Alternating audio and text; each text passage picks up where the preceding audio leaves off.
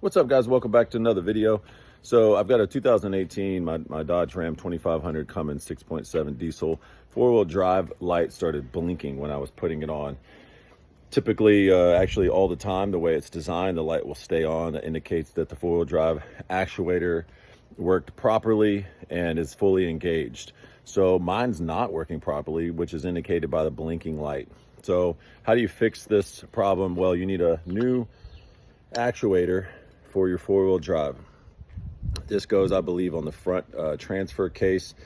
4 bolts, super easy to undo, so stick with me. We're gonna do this together. There's a lot of different actuators. The dealership will charge you about $800, between $800 and $1,200 to get this part refixed, or a new part put on. This one I got on Amazon for $89. It does appear to be pretty good quality.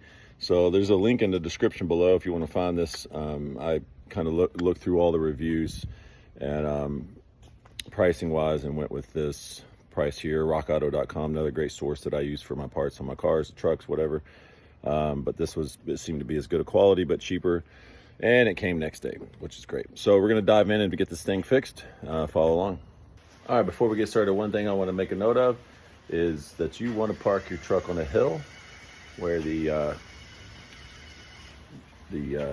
incline is going down towards your driver door. That way all the fluids within the differential can go to the left side, the driver's side of the truck. So when you open up that part, none of the fluid's gonna come out. You don't wanna lose any fluid. All right, that was one tip. Back to it.